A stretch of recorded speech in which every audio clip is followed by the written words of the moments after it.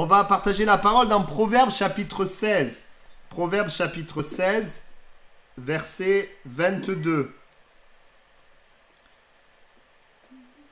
Voilà. La sagesse est une source de vie pour celui qui la possède, et le châtiment des insensés, c'est leur folie. Amen.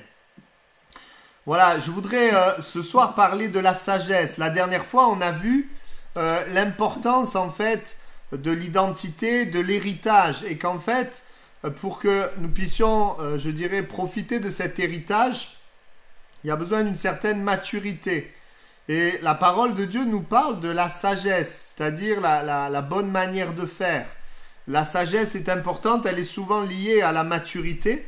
Il y a un verset, par exemple, dans Colossiens 10, qui dit d'être rempli de la connaissance de sa volonté en toute sagesse. Et la suite nous dit pour croître. Vous voyez, un petit peu plus loin, c'est dit pour la croissance. Voilà, il nous est rajouté par la connaissance de Dieu. Et la connaissance de Dieu, on va le voir, c'est une manifestation de la sagesse. C'est vrai que, bon, moi, depuis que je suis converti, chrétien, j'entends pas forcément souvent prêcher sur cela, sur la sagesse. Mais à un moment donné dans ma vie, j'ai vu que c'était important, en fait. C'était important finalement de savoir comment agir, comment réagir face à différentes situations. Et donc, j'aimerais ce soir, c'est un message vraiment, le titre, c'est la sagesse, en fait, pour montrer l'importance de la sagesse. Alors, je dirais d'abord, dans un premier point, que la sagesse, premièrement, elle est importante pour moi, pour nous, pour toi personnellement. Je te donne des versets. Le verset qu'on vient de lire à l'instant. La sagesse est une source de vie pour qui? Pour celui qui la possède. Donc la sagesse est une source de vie pour moi déjà. Si le Seigneur me donne de penser, d'agir avec sagesse, ça va être une source de vie pour moi. Voilà, ça c'est important. Et puis également, vous connaissez ce verset qui dit « Garde ton cœur plus que toute autre chose ». Et c'est quoi la suite? Eh bien, car de lui viennent les sources de la vie. Voilà, et donc la suite de « Garde ton cœur », eh bien, c'est les sources de la vie. Donc on voit que le fait de garder notre cœur, je dirais que c'est la sagesse, c'est pas seulement Dieu qui la donne, mais c'est aussi notre manière, comment nous allons vivre, comment nous allons veiller sur notre cœur. Et c'est important finalement que notre cœur réagisse de la manière dont Dieu voudrait. Amen. Et puis aussi, Proverbe 2,10, la sagesse viendra dans ton cœur et la connaissance fera les délices de ton âme. C'est-à-dire que le texte dit, les Écritures disent que la sagesse, quand elle vient, avec la connaissance, cela fera les délices de ton âme. Donc ça va te faire du bien à toi-même, à ton âme. Donc ça, c'est juste pour montrer l'importance, finalement, de la sagesse pour moi. Ensuite, la Bible nous montre aussi qu'elle est importante pour moi et pour les autres. Vous avez remarqué, quand on a lu « La sagesse est une source de vie », le but d'une source, c'est de rejaillir sur les autres, évidemment. Donc certes, c'est pour nous, mais c'est aussi pour les autres.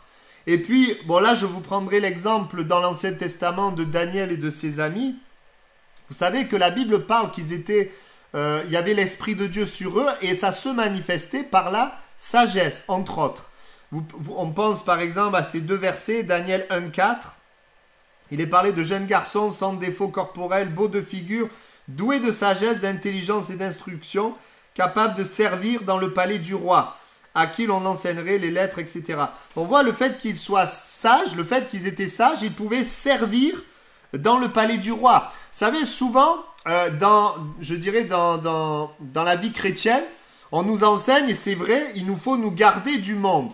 Ça veut dire ne pas nous compromettre. Mais s'il est vrai qu'il nous faut nous garder du monde dans le sens qu'il ne faut pas se compromettre, on doit aussi briller dans le monde. C'est-à-dire amener autre chose. Et on a besoin, vous voyez, quand on parle de Daniel, ils étaient à Babylone, je veux dire, c'était le centre des ténèbres. Mais dans ce contexte-là, on connaît l'histoire de Daniel où il n'a pas voulu se souiller avec les mets du roi, donc il s'est gardé. Mais d'un autre côté, il a quand même servi là où il était. Il a servi le roi et il a utilisé la sagesse pour le roi et pour le royaume. Et il a manifesté une différence. Notre but, c'est pas juste de dire aux gens, on n'est pas d'accord avec vous, de quitter, de couper, de faire autre chose. Mais notre but, certes, c'est montrer, oui, nous, on ne veut pas nous souiller, mais on veut servir, on veut aimer, on veut agir pour le bien, eh bien, de l'endroit où Dieu nous a placés. Amen. Dans Daniel 1,20, il est dit, sur tous les objets qui réclamaient de la sagesse et de l'intelligence et sur lesquels le roi les interrogeait, il les trouvait 10 fois supérieurs à tous les magiciens et astrologues qui étaient dans tout son royaume. Amen. Amen. Hein? C'est-à-dire que les gens, les personnes extérieures reconnaissaient. Ils reconnaissaient qu'il y avait là une sagesse qui était supérieure aux autres. Eh bien, que le Seigneur nous permette de vivre ça là où il nous a placés, auprès des gens qui sont à notre contact. Donc, importante pour moi, importante pour les autres. Troisièmement, la sagesse est importante pour représenter Dieu et ne pas faire obstacle à l'évangile. Amen. Parce que, voyez-vous, si, et ça c'est vrai, on l'a vu, et peut-être que vous avez déjà eu ce type d'expérience où on voit des grands hommes de Dieu, des grands prédicateurs qui sont puissants et qui agissent, et puis on se rend compte qu'à un moment donné, il y a un scandale, où il y a une manière d'agir contraire à Dieu, et qui fait que finalement, tout l'effet positif, il se transforme en négatif. Alors ça ne devrait pas, parce que dans un sens, Dieu, il peut se servir de nous, mais c'est vrai aussi que la sagesse, ça va nous éviter des pièges, des erreurs, et de discréditer l'évangile. C'est important. Je voudrais vous prendre quelques passages. On a parlé, par exemple, Colossiens 9. Alors là, je voudrais le reciter, mais citer des points qu'on n'a pas vus. Il est dit, Colossiens 9, donc que vous soyez remplis de la connaissance de sa volonté en toute sagesse et intelligence spirituelle. Pourquoi? Verset 10.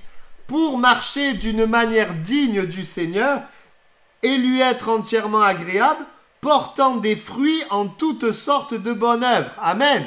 Et c'est après qu'il y a croissant par la connaissance de Dieu, ce que je vous ai dit tout à l'heure. Donc on voit que on a la sagesse dans le but aussi de marcher d'une manière digne du Seigneur et de porter des fruits dans toutes sortes de bonnes œuvres. Amen.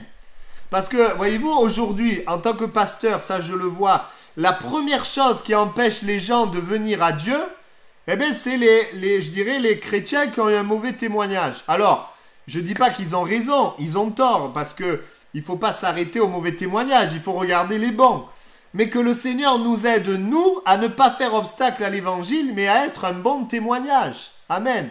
Donc, la sagesse, elle va être importante pour, finalement, bien représenter Dieu. Amen. Alors, on n'est pas parfait, on est d'accord, on n'est pas parfait. Et le Seigneur, il nous pardonne, il nous aide, il nous enseigne. Mais je dirais, on en parlera tout à l'heure, l'important, c'est qu'on soit dans cette attitude d'apprendre. On le verra, c'est une des manifestations de la sagesse. Alors, je vous donne quelques synonymes de la sagesse. Il y a par exemple, la sagesse c'est quoi? L'instruction, la compréhension, les paroles intelligentes, la réflexion, le discernement, le savoir, acquérir l'habileté ou encore le bon sens. Amen. Voilà, tout ça c'est la sagesse. Et j'aimerais juste parler donc de quelques aspects. La parole de Dieu nous dit, la sagesse, c'est la connaissance, connaître les choses. Vous voyez, quelqu'un qui est sage, je vais vous donner des exemples. C'est quelqu'un qui connaît les choses. Si on prend les choses de la vie, allez, par exemple, je sais que Thérèse, elle travaille, elle a tout un travail. Quelqu'un arrive dans son travail, la sagesse, c'est de connaître le fonctionnement du travail. Connaître le patron, qu'est-ce qu'il attend, qu'est-ce qu'il veut, connaître les gens, connaître. Plus je vais connaître, plus je vais agir d'une manière pertinente. Si j'arrive à un endroit, je connais rien et je me précipite et j'agis, je vais faire des erreurs. Ça, c'est vrai dans le domaine du travail. Quand on veut faire, par exemple, je sais pas moi, on veut faire des travaux, faire venir quelqu'un, un ouvrier, on va chercher à connaître les choses. On va chercher, par exemple, à faire venir plusieurs personnes, à voir finalement qu'est-ce qu'ils font. Plus je vais connaître, plus je vais être pertinent. Si on prend maintenant l'exemple des gens, je veux aider quelqu'un. Et la personne, elle arrive devant moi et puis, je connais rien et je veux l'aider. Sans rien connaître, je vais taper à côté. Mais si je l'écoute, j'apprends à la connaître, à connaître son cœur et je vais aller au-delà. À un moment donné, sans Dieu, on est limité. Mais si j'ai l'aide de Dieu qui me permet de connaître ce qui est caché, qui est invisible, Dieu me donne du discernement. eh bien, je vais pouvoir l'aider d'une manière efficace. Amen. Donc, on a besoin de connaître, en fait. Je pourrais parler aussi, par exemple, quand tu as un problème, eh bien, qu'est-ce qu'il nous faut? Il nous faut connaître l'origine du problème. Si je ne connais pas l'origine du problème, je vais changer, je vais avoir une action qui va être inefficace. Je vais agir sur les conséquences au lieu d'agir sur la cause.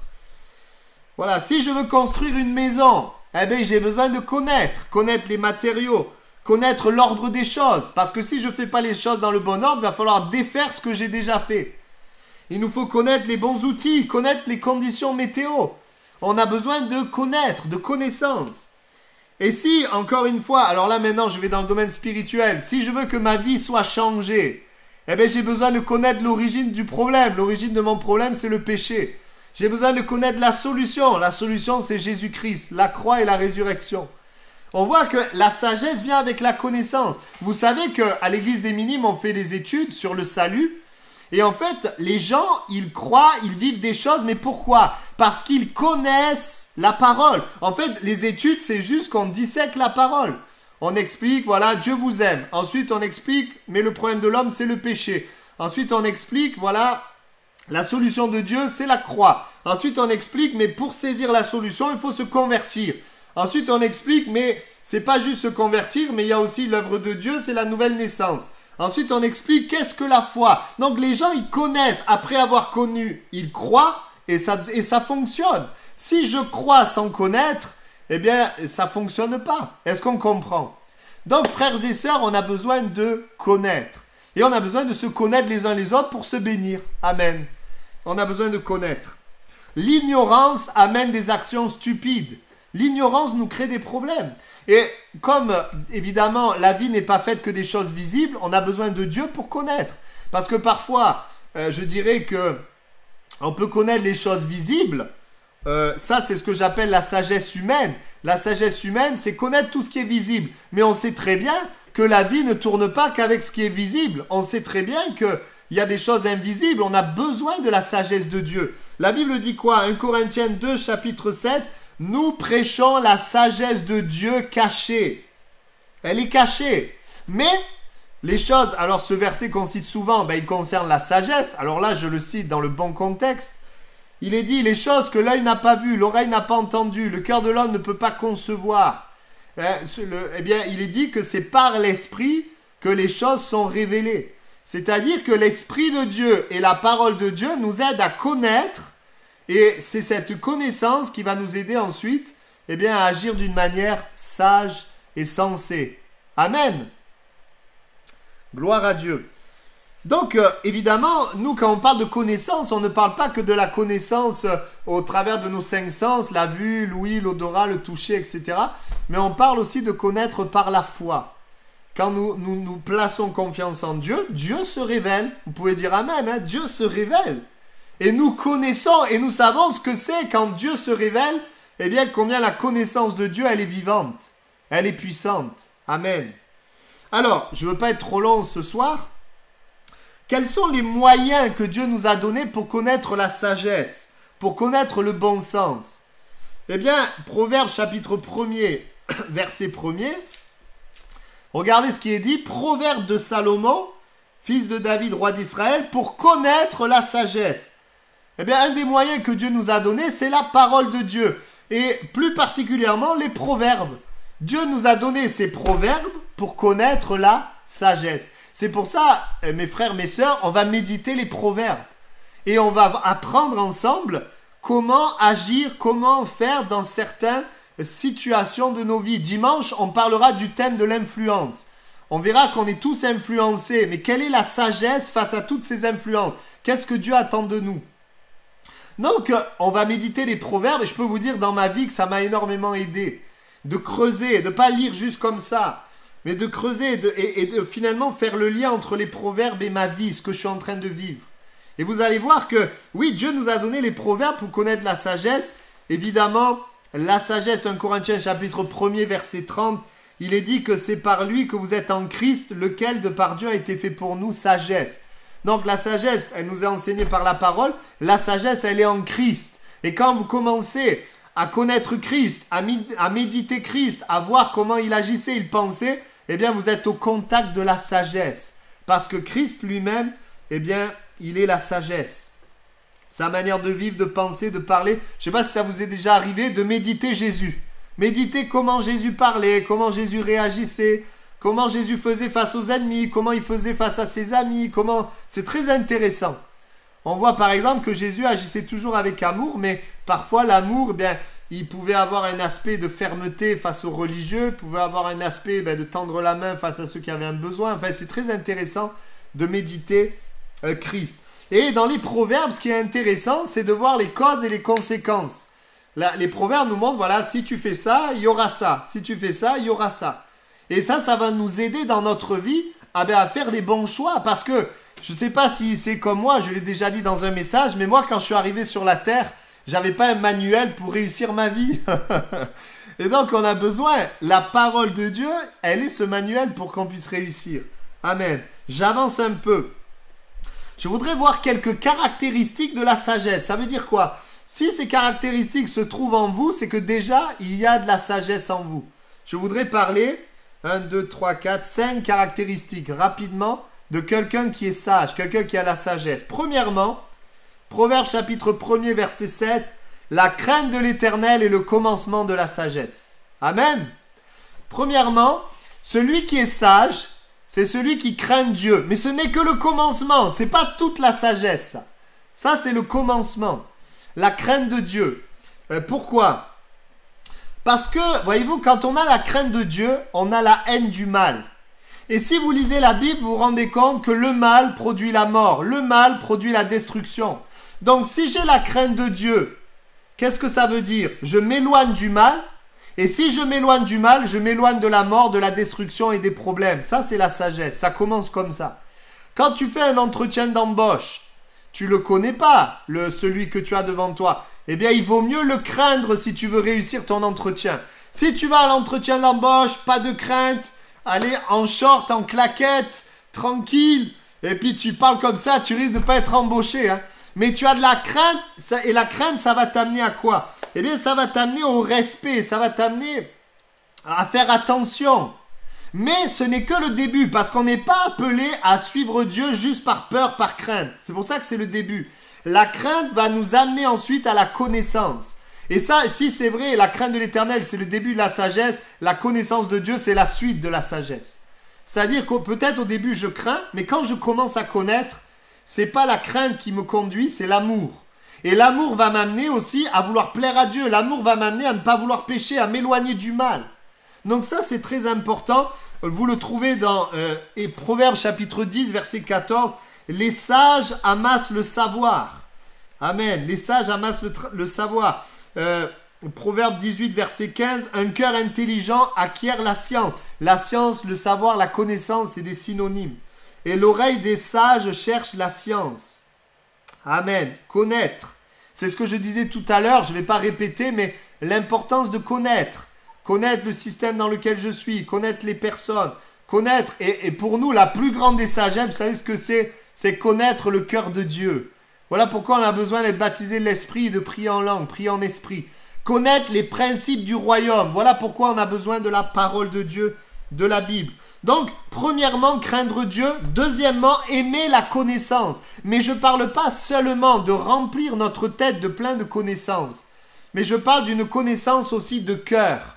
Connaître Dieu, expérimenter Dieu, connaître qui il est, connaître notre identité, connaître le fonctionnement du royaume de Dieu, pour le vivre dans notre vie, pour que ça se manifeste, pas pour dire moi je connais Dieu. Frères et sœurs, il y a une différence entre connaître Dieu et connaître des choses sur Dieu. Ce n'est pas la même chose. Je ne vous appelle pas à connaître des choses sur Dieu, mais on est appelé à connaître Dieu. Amen. Donc ça c'est important. Donc, craindre Dieu, aimer la science. Troisièmement, écouter, être attentif aux paroles. Quelqu'un qui a de la sagesse, c'est quelqu'un qui écoute. C'est quelqu'un qui est attentif. Pourquoi? Beaucoup de gens lisent la Bible, mais certains vont dans un mur et d'autres réussissent. Parce qu'il y en a qui lisent la Bible avec attention. parce qu'on est attentif, parce qu'on veut que le Seigneur nous parle, parce qu'on sait qu'on est en train d'ouvrir un trésor. On sait qu'on est en train d'ouvrir la bouche de Dieu. Moi, au début de ma conversion, bon, je lisais la Bible, mais je m'endormais, je comprenais rien. J'avais mes pensées ailleurs, j'avais envie de faire ci, envie de faire ça. Aujourd'hui, quand je lis ma Bible, je sais que j'ouvre un trésor. Alors, c'est pas toujours facile, mais je dispose mon cœur, et quand je dispose mon cœur, Dieu me parle. Quand mon cœur n'est pas disposé, eh bien, Dieu ne me parle pas. C'est la chose qui est dans ma tête qui me parle.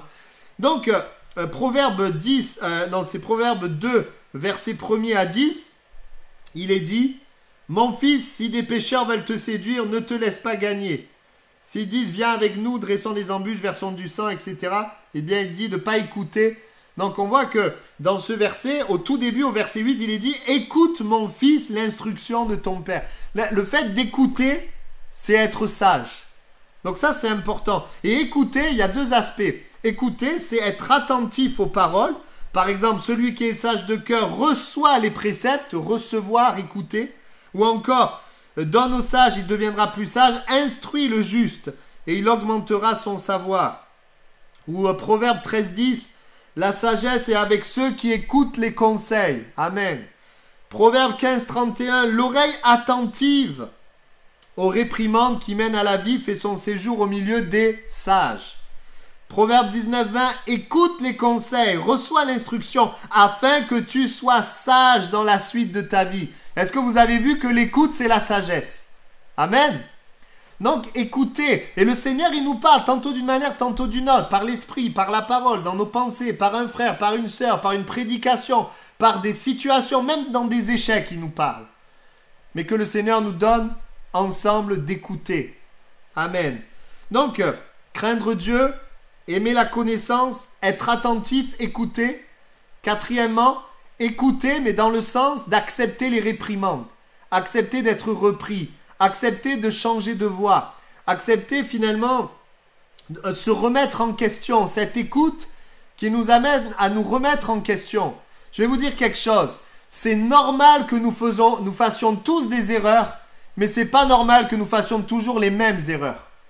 Nous allons faire des erreurs, mais le sage va savoir écouter, va savoir finalement dans l'erreur que j'ai commise, qu'est-ce que le Seigneur veut m'apprendre, pourquoi j'ai commis cette erreur, qu'est-ce qui a fait. Alors des fois c'est ma faute, des fois c'est pas ma faute, mais c'est important de réfléchir. Et le sage justement va chercher à connaître la cause du problème, la cause de l'échec. Amen. Alors là vous avez les différents proverbes. Vous avez Proverbe 29:15. La verge et la correction donnent la sagesse, même si c'est dans le contexte de l'enfant. Hein? L'enfant livré à lui-même fait honte à sa mère. Voilà, mais on voit plusieurs versets qui nous montrent l'importance d'avoir cette attitude où on est prêt à se remettre en question. Proverbe chapitre 11, verset 2. Quand vient l'orgueil, vient l'ignominie, mais la sagesse est avec les humbles.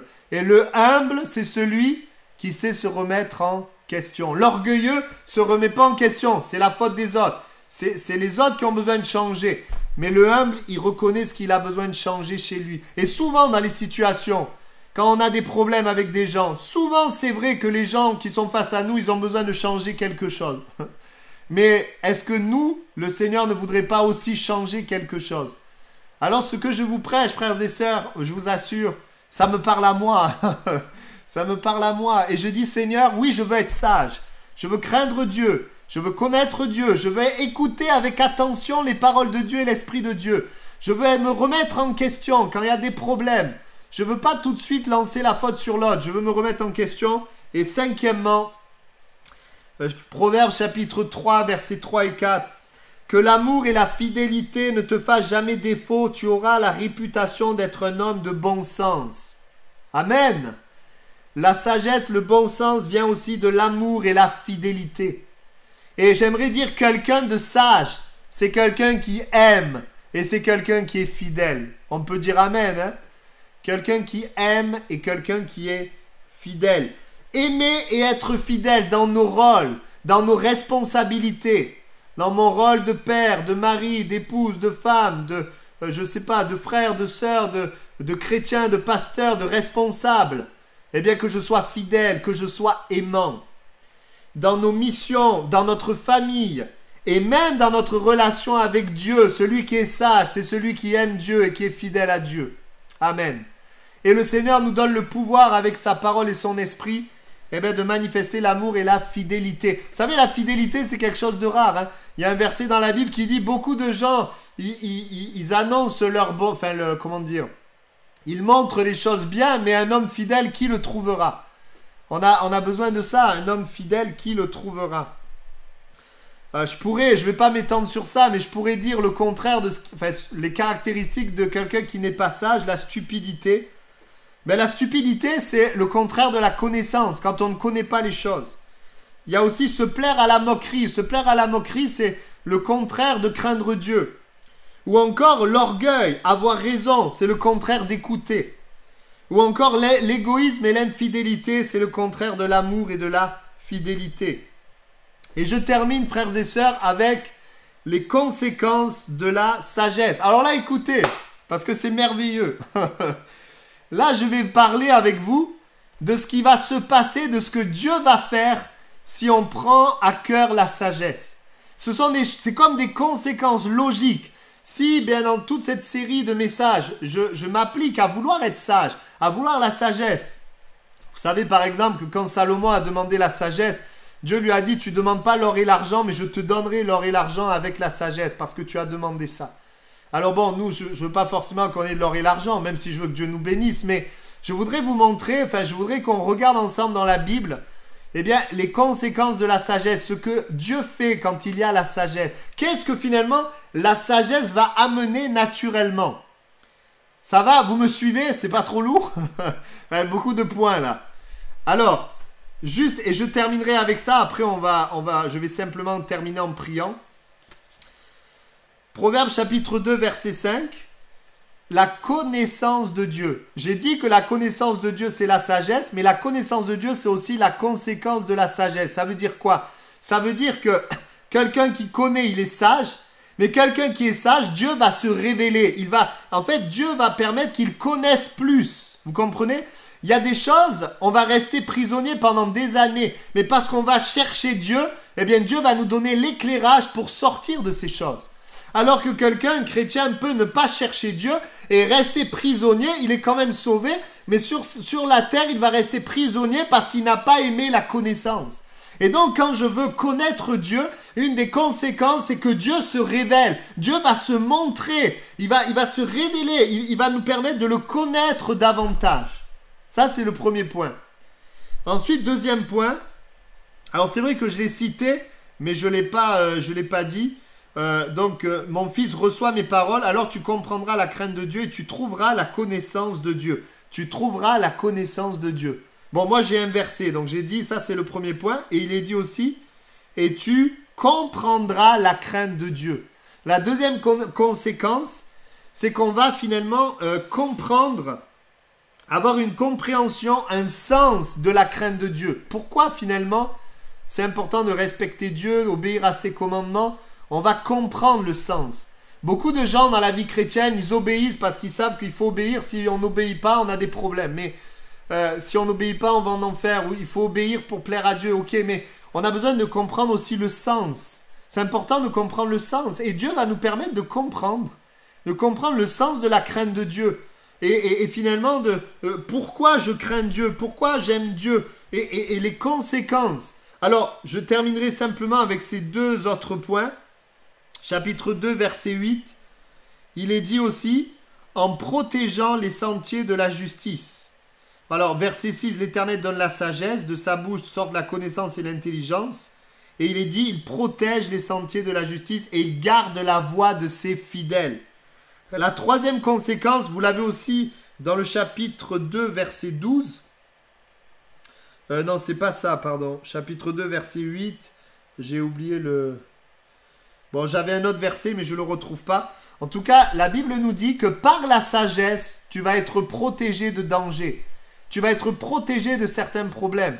Vous êtes d'accord avec moi qu'il y a des problèmes qui nous arrivent, ce n'est pas la volonté de Dieu. Hein. Il y a des problèmes qui nous arrivent, c'est parce qu'on n'a pas usé de sagesse. Je vous donne un exemple. Quelqu'un critique des personnes et les gens viennent contre lui. Ce problème que les gens viennent contre lui, il vient de la stupidité d'avoir critiqué. Mais si moi, je décide de mettre en pratique la parole, d'aimer les gens, de pardonner, eh bien, je vais avoir en retour une protection de Dieu. Si je ne me mets pas en danger, je fais attention à ce que le Seigneur me dit, je marche dans la droiture, la fidélité, je vais être protégé réellement. Nous allons être protégés, notre famille va être protégée. Et ça, c'est important de le souligner. Et puis, chapitre 1er, verset 33, dernière conséquence de la sagesse. Celui qui m'écoute reposera avec assurance, il vivra tranquille et sans craindre aucun mal. Amen. Dernière conséquence, eh bien, c'est d'abord l'assurance. Il reposera avec assurance. Moi, j'aimerais vous dire ceci. Si nous cherchons la sagesse dans nos relations, dans le travail, dans l'église, dans la famille, eh bien, nous allons avoir de l'assurance.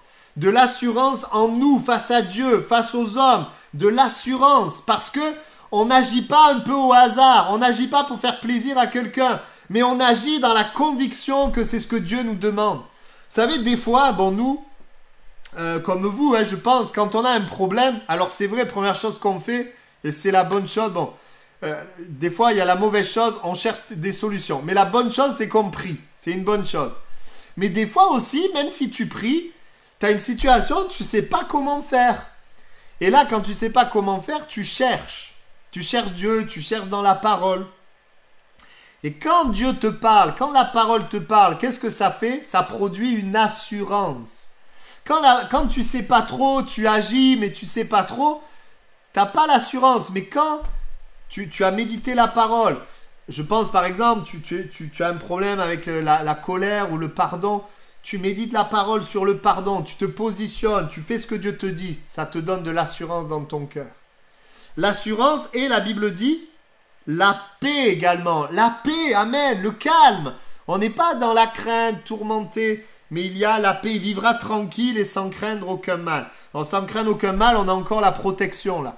Mais on voit aussi la paix dans mon cœur. Amen. Je voudrais terminer avec une anecdote et après je prie. Il y a des années de cela, un petit garçon qui était malade. Et ce petit garçon avait une maladie grave des reins, il allait mourir.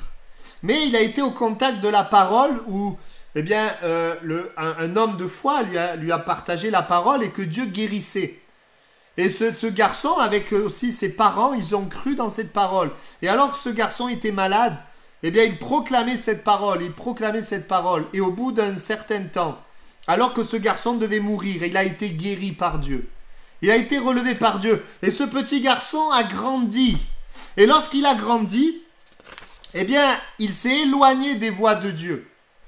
Il s'est éloigné des voies de Dieu. Et puis, un jour, il s'est retrouvé dans une réunion avec ce prédicateur qui avait prié pour sa guérison.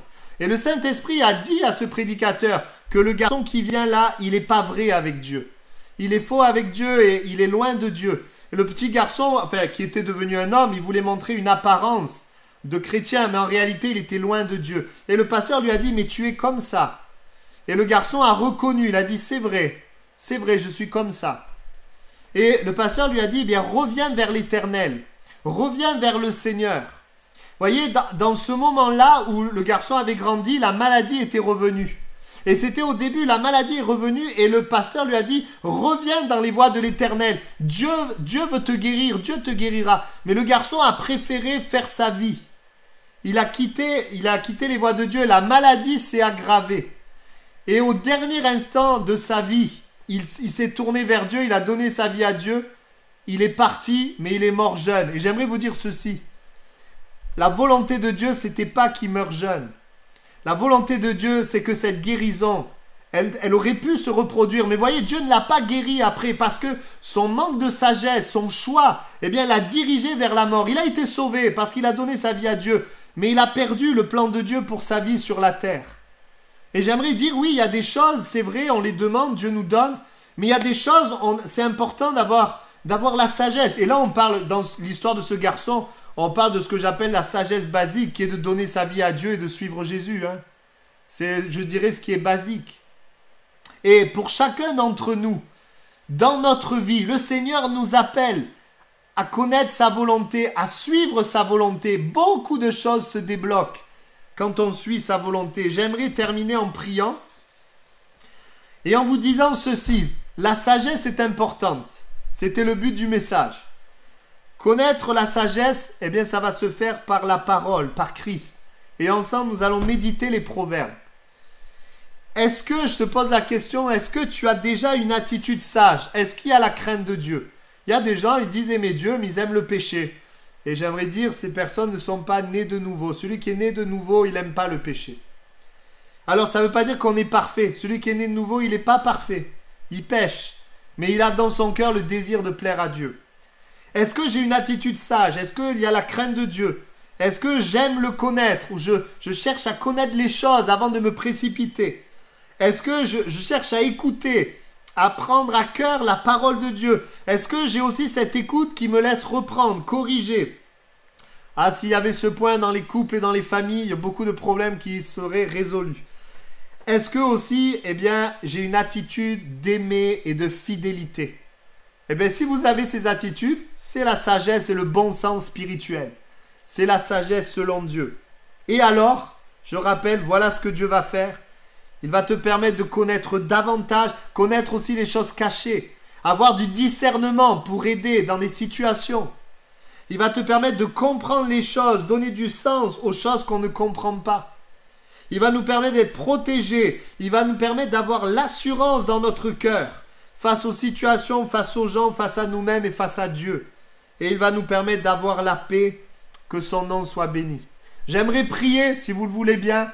Alors, vous n'êtes pas nombreux, donc je peux citer vos noms, alléluia, et vous bénir dans le nom de Jésus, et je m'inclus dans la prière parce que, bon, c'est une chose de prêcher, c'est autre chose de le vivre, mais que le Seigneur nous aide, frères et sœurs, à être sages. Et on verra dimanche, on parlera de la sagesse face à toutes les influences qui viennent vers nous, comment Dieu veut qu'on agisse face à ces influences. Et que le Seigneur nous aide à le vivre et je crois que son nom sera glorifié. Amen.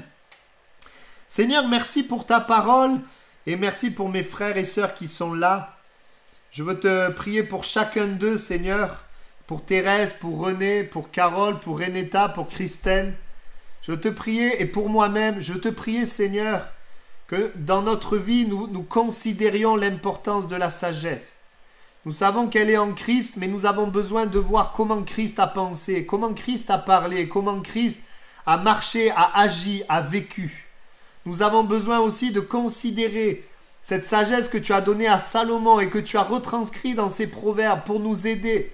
Nous savons que la Bible n'est pas dépassée, mais que la Bible est plus que jamais actuelle. Nous savons qu'elle parle et qu'il dans chaque situation, chaque problème, dans le service de Dieu, dans nos familles, dans les défis, nous savons que dans la parole, il y a tout ce qui est nécessaire pour réussir. Tu nous rappelles dans Josué que ce livre de la loi ne s'éloigne pas de ta bouche. C'est alors que tu réussiras dans ce que tu entreprendras. Nous voulons méditer ta parole et te prier, Seigneur, afin que nous soyons sages. Nous agissions avec sagesse. Révèle-toi à nous, ouvre nos yeux sur les domaines de nos vies, Seigneur, où il y a besoin de cette sagesse. Nous reconnaissons notre besoin de toi. Et nous te prions, Seigneur, nous voulons craindre ton nom. Plus que craindre ton nom, nous voulons connaître ton cœur, ton amour. Nous voulons écouter, Seigneur, et nous laisser reprendre et aimer et être fidèles. Donne-nous, Seigneur, de manifester cette sagesse. Et merci pour ce que tu vas faire. Je veux proclamer au nom de Jésus que nous allons mieux te connaître et que dans l'année à venir, nous allons connaître Dieu sous des angles que nous ne connaissons pas. Nous ne sommes pas appelés à toujours ressasser les choses que nous connaissons, mais tu vas te révéler. Cette révélation, elle servira, Seigneur, à la gloire de Dieu. Je proclame aussi que tu nous permets de comprendre les choses, donner du sens à cette obéissance que tu nous demandes. Et même quand nous ne comprenons pas, nous voulons t'obéir. Mais merci de ce que tu donnes du sens. Tu ouvres nos yeux. Je proclame aussi que tu nous protèges et que la sagesse, Seigneur, que nous mettons en place dans nos vies, que nous chérissons, elle nous protège, elle nous évite certaines souffrances. Nous proclamons aussi que tu nous donnes plus d'assurance dans nos relations, dans notre famille, dans le travail, face aux autorités. Tu nous donnes de l'assurance et tu nous donnes la paix. Tu nous permets de ne pas être dans la crainte. Merci pour ce que tu vas faire. Amen. Amen.